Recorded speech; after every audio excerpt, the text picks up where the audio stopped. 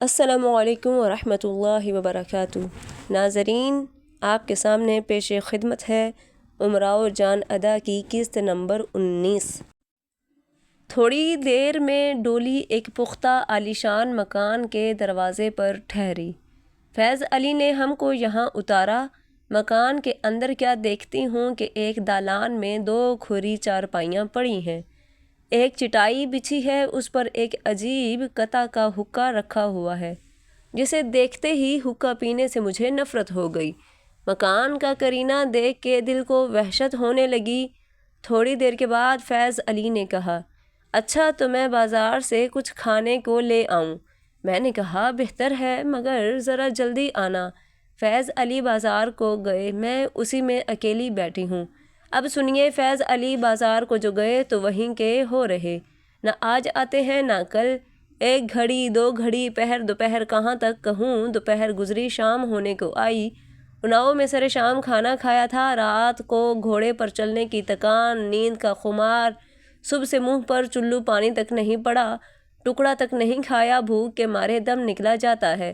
تھوڑی دیر میں سورج ڈوب گیا، اندھیرا ہونے لگا، آخر رات ہو گئی۔ یا خدا، اب کیا کروں؟ منہ کھول دیا، اٹھ بیٹھی۔ اتنا بڑا ڈھنڈار مکان بھائیں بھائیں کر رہا ہے، ہیہات خدا کی ذات، اور میں اکیلی۔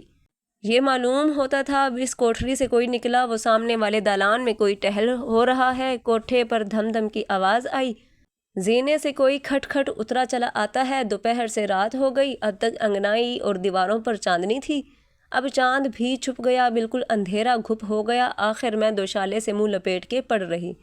پھر کچھ کھٹکا ہوا، رات پہاڑ ہو گئی، کاٹے نہیں کٹتی ہے۔ آخر جوں توں کر کے صبح ہوئی۔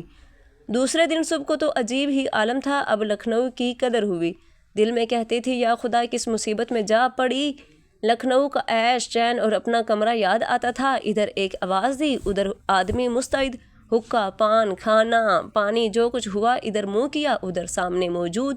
خلاصہ یہ کہ آج بھی صبح سے دوپہر ہو گئی اور فیض علی نہ آئے۔ اس حالت میں اگر کوئی نیک بخت بی بی 4 دیواری کے بیٹھنے والی ہوتی تو ضرور ہی گھٹ گھٹ کے مر جاتی۔ میرا ہواؤ تو کھلا ہوا نہ تھا، مگر پھر بھی سینکڑوں مردوں میں بیٹھ چکی تھی۔ کانپور نہ سہی، لکھنؤ کے تو اکثر گلی کوچوں سے واقف، یہاں کی بھی سرا دیکھی تھی، بازار دیکھا تھا۔ اب میری بلا اس خالی مکان میں بیٹھی رہتی۔ جھپ سے کنڈی کھول گلی میں نکل کھڑی ہوئی۔ 10-20 قدم گھر سے گئی ہوں گی کہ کیا دیکھتی ہوں کہ ایک شخص سرکاری وردی پہنے، گھوڑے پر سوار، 10-15 برق انداز، ساتھ ان کے حلقہ میں میاں فیض علی، ٹنڈیاں کسی ہوئی، سامنے سے چلے آتے ہیں۔ یہ ماجرا دیکھتے ہی میں سن سی ہو گئی، وہیں ٹھٹک گئی۔ ایک پتلی سی گلی ملی، اسی گلی میں ایک مسجد تھی۔ میں نے دل میں خیال کیا کہ سب سے بہتر خدا کا گھر ہے، تھوڑی دیر یہیں جا کے ٹھہرنا چاہیے۔ دروازہ کھلا ہوا تھا، میں درانہ اندر چلی گئی۔ یہاں ایک مولوی صاحب سے سامنا ہوا، کالے سے تھے، سر مڑا ہوا تھا، ایک نیلی تہمند باندھے ہوئے دھوپ میں ٹہل رہے تھے۔ پہلے تو شاید سمجھے میں طاق بھرنے آئی ہوں، بہت ہی خوش ہوئے۔ جب میں جا کے چپکے سے صحن کے کنارے پاؤں لٹکا کے بیٹھ گئی تو قریب آ کے پوچھنے لگے، کیوں بھی صاحب، آپ کا یہاں کیا کام ہے؟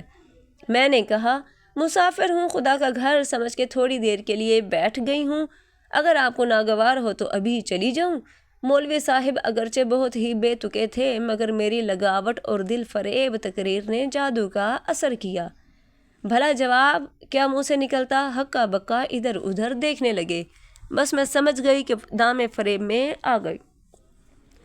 مولوی صاحب کہنے لگے تھوڑی دیر کے بعد، بہت سنبھل کے بولے، اچھا تو آپ کا کہاں سے آنا ہوا؟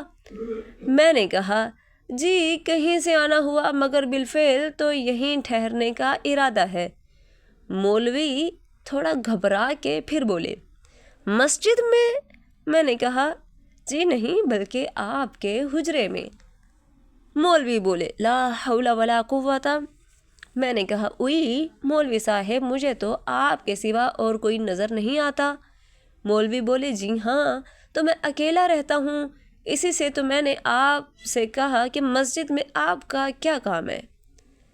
میں بولی، یہ کیا خاصیت ہے کہ جہاں آپ رہیں وہاں دوسرا نہیں رہ سکتا؟ مسجد میں ہمارا کچھ کام نہیں۔ یہ خوب کہی، آپ کا کیا کام ہے؟ مولوی بولے، میں تو لڑکے پڑھاتا ہوں۔ میں بولی اچھا تو میں آپ کو سبق دوں گی۔ مولوی چلا کے بولے لا حول ولا قوت۔ میں بولی لا حول ولا قوت، یہ آپ ہر دفعہ لا حول کیوں پڑھتے ہیں؟ یہ کیا شیطان آپ کے پیچھے پھرتا ہے؟ مولوی بولا بھئی شیطان آدمی کا دشمن ہے، اس سے ہر وقت ڈرنا چاہیے۔ میں نے کہا خدا سے ڈرنا چاہیے، موئے شیطان سے کیا ڈرنا؟ اور یہ کیا آپ نے کہا آدمی ہیں آپ؟ مولوی ذرا بگڑ کے جی ہاں اور کون ہوں؟ میں بولی مجھے تو آپ جن معلوم ہوتے ہیں، اکیلے اس مسجد میں رہتے ہیں، آپ کا دل بھی نہیں گھبراتا ہے؟ مولوی بولا پھر کیا کرے، ہمیں تو اکیلے کی عادت ہے۔ میں نے کہا اسی سے تو آپ کے چہرے پر وحشت برستی ہے، وہ آپ نے نہیں سنا تنہا نہ نشین کے نیم دیوانگی است، کہ اکیلے نہ بیٹھو کہ یہ آدھی دیوانگی ہوتی ہے۔ مولوی بولا عجیب کچھ صحیح، جس حال میں ہم ہیں خوش ہیں، آپ اپنا مطلب کہیے۔ میں بولی مطلب تو کتاب دیکھنے سے حل ہوگا، بالفعل زبانی مباحثہ ہے۔ مولوی چے خوش، میں چرانہ باشد۔ میں مولوی صاحب کو خوب جھنجھوڑیاں دیتی، مگر اس وقت بھوک کے مارے منہ سے بات نہیں نکلتی تھی۔ رسوا بولے یہ مولوی صاحب سے اس قدر مذاق کی کیا ضرورت تھی؟ امراؤ بولی ہے اس کا حال نہ پوچھئے، بعض آدمیوں کی صورت ہی ایسی ہوتی ہے کہ خواہ ہنسنے کو جی چاہتا ہے۔ رسوا جی ہاں، جیسے کسی کی منڈی ہوئی کھوپڑی دیکھ کے بعض آدمیوں کی ہتھیلی کھجلاتی ہے، چپت لگانے کو جی چاہتا ہے۔ امراؤ جی ہاں بس یہی سمجھ لیجئے۔ رسوا اچھا تو وہ مولوی صاحب میں ایسی کون سی بات تھی جس سے مذاق کرنے کو جی چاہتا تھا؟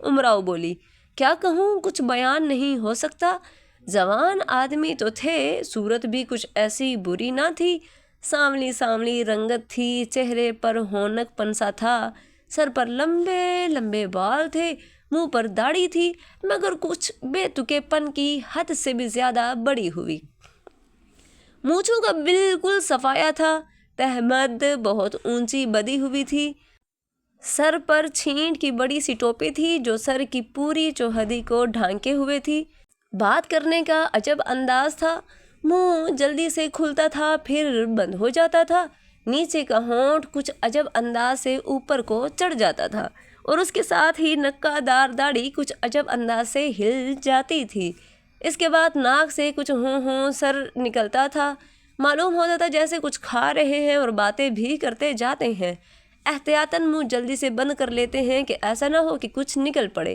رسوا کیا واقعی کچھ کھا رہے تھے؟ امراؤ جی نہیں، جگالی کر رہے تھے۔ رسوا اکثر کٹ ملا کچھ ایسے ہی صورت بنا لیتے ہیں، بسے دھے کے بے وقوفوں کو ڈر لگتا ہے اور عقل مند کو ہنسی آتی ہے، مجھے ایسی صورتیں دیکھنے کا بہت شوق ہے۔ امراؤ اور سنیے، آپ کی گفتگو میں ایک وصف اور بھی تھا، وہ یہ کہ اکثر منہ پھیر لیا کرتے تھے۔ رسوا ہے تو عین تمیرداری ہے، اس لیے کہ اندو تقریر آپ کے منہ سے تھوک اڑتا ہوگا۔ امراؤ کچھ اور بھی عرض کروں؟ رسوا بھئی اب بس معاف کیجئے، یہاں تو صبح ہو گئی۔ امراؤ القصہ میں نے جیب سے 1 روپیہ نکالا، مولوی سمجھے کہ مجھے نظر دیا جاتا ہے، جلدی سے ہاتھ بڑھا دیا اور منہ سے بولے بھلا اس کی کیا ضرورت تھی؟ میں مسکرا کے اس کی اشد ضرورت تھی، اس لیے کہ مجھے بھوک لگی ہے، کسی سے کچھ کھانے کو تو منگوا دیجئے۔ مولوی اب جھن پہ تو یوں بات بنانے لگے، میں سمجھا، میں نے دل میں کہا سمجھے کیا خاک، سمجھتے تو پتھر کے ہو جاتے، اسی سے تو کہتا ہوں اس کی کیا ضرورت تھی، کیا کھانا یہاں ممکن نہیں؟ میں بولی امکان بالقوت یا بالفعل، بالذات یا بالغیر؟ مولوی بالفعل تو ممکن نہیں، میرا ایک شاگرد کھانا لاتا ہوگا، آپ بھی کھا لیجئے گا۔ میں بولی بالفعل تو ممکن نہیں، بالذات کی آپ کو توفیق نہیں، اور یہاں ضرورت نے عقل میت کو جواز کا حکم دے دیا ہے، لہٰذا بازار سے کچھ لا دیجئے۔ مولوی ایک ذرا صبر کیجئے، کھانا آتا ہی ہوگا۔ میں اب صبر کرنا تکلیف مالا یذاق ہے۔ اور دوسرے میں نے بھی بالتحقیق سنا ہے کہ رمضان شریف 1 مہینے تمام دنیا میں سیر کرتے ہیں اور 11 مہینے اسی مسجد میں معتکف رہتے ہیں۔ مولوی: اس وقت تو فی نفس الامر کچھ نہیں ہے مگر ایک شاگرد کھانا لے کے آتا ہوگا۔ میں: اور بالفرض و تسلیم لو کان محالاً، اگر کھانا آیا بھی تو آپ کی قوت لا یموت کے لیے بھی کافی نہ ہوگا، میری شرکت اس میں یعنی اور من وجہ کفالت بھی کرے تو الانتظار اشد من الموت کا مصداق ہے۔ مولوی: آہا، آپ تو بہت قابل معلوم ہوتی ہیں۔ میں نے کہا: مگر میرے ذوم ناقص میں آپ کسی قابل نہیں۔ مولوی بولا: واقعی ایسا ہی ہے، مگر میں بات کاٹ کر بولی: مگر اس لیے کہ یہاں تو آنتیں قل ہو اللہ پڑھ رہی ہیں اور آپ لا طائل تقریریں کر رہے ہیں۔ مولوی: اچھا تو میں ابھی لایا، میں للہ ذرا جلدی جائیے۔ خدا خدا کر کے مولوی صاحب گئے اور کوئی گھنٹہ 1.5 گھنٹہ کے بعد 4 خمیری روٹیاں اور ایک مٹی کے پیالے میں تھوڑا سا نیلا شوربہ لا کے میرے سامنے رکھ دیا۔ دیکھ کے جان چل گئی۔ مولوی صاحب کی صورت دیکھنے لگی۔ مولوی صاحب اپنے دل میں کچھ اور ہی سمجھے۔